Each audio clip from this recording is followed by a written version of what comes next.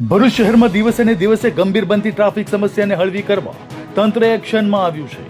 માર્ગ અને મકાન વિભાગ દ્વારા નંદેલાવ ચોકડીથી ચાવત ચોકડી સુધીના માર્ગની બંને બાજુ આવેલા દબાણો સામે કડક કાર્યવાહી હાથ ધરવામાં આવી હતી. અગાઉ નોટિસ આપવામાં આવેલા દબાણકારો સામે બુધવારે જેસીબી સહિતના ભારે સાધનો સાથે ડ્રાઈવ ચલાવવામાં આવી હતી.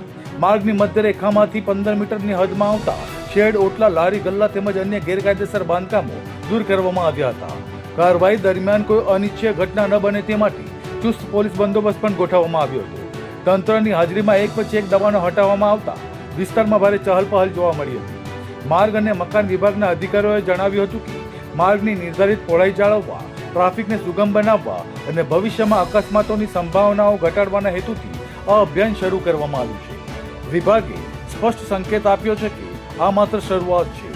આગામી દિવસોમાં પણ માર્ગની હદમાં આવતા દબાણો સામે આવી જ કડક કાર્યવાહી ચાલુ રહેશે, જેથી શહેરના મુખ્ય માર્ગો દબાણમુક્ત બની વાહન ચાલકોને રાહત મળી શકે.